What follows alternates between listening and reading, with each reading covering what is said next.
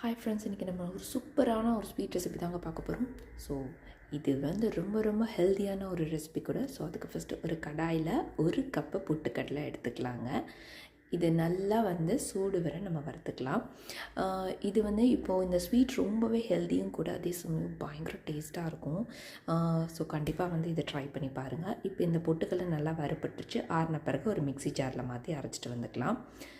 இதுக்கு வந்து இப்போ நம்ம வெல்லம் சேர்க்க போகிறோம். ஸோ 1 கப்பு பொட்டுக்கடலைக்கு 2 கப்பு வெல்லம் எடுத்துக்கோங்க.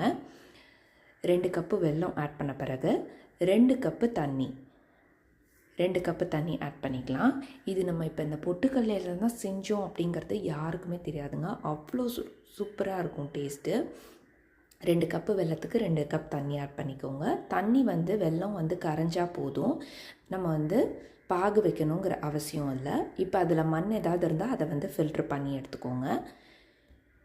இப்போ இந்த கடாயில் வந்து வெள்ளை தண்ணி ஆட் பண்ணிவிட்டு நம்ம இந்த பவுட்ரு பண்ணி வச்சுக்கிற பொட்டுக்கல்லையை சேர்த்துடலாம்.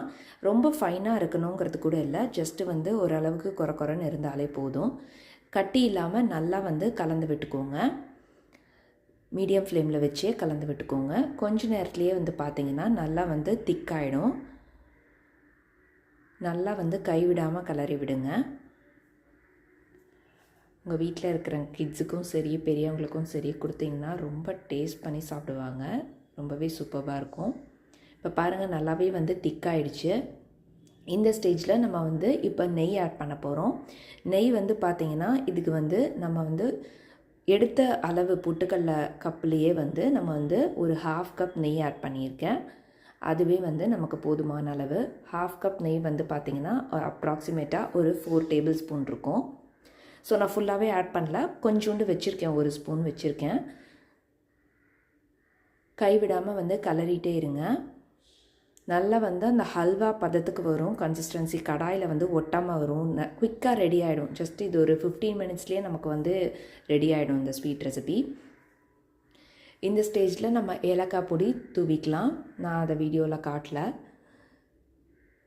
நல்லா வந்து கைவிடாமல் கிளறிட்டுருங்க.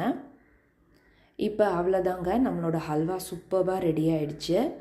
கடாயில் ஒட்டாமல் வந்துடுச்சு. இன்னும் ஆற நல்லா திக்காயிடும். அதனால் வந்து இந்த ஸ்டேஜ்லேயே நம்ம எடுத்துடலாம். ஃபைனலாக இது கூட முந்திரி வந்து போட்டுக்கலாம். நான் வந்து நெய்யில் வறுக்கலை, ஏன்னா ஆல்ரெடி நம்ம நெய் ஆட் பண்ணியிருக்கறனால அப்படியே வந்து போடுறேன். அவ்வளோதான். சூடாக சர்வ் பண்ணுங்கள். செம்ம டேஸ்ட்டாக இருக்கும். கண்டிப்பாக ட்ரை பண்ணி பாருங்கள்.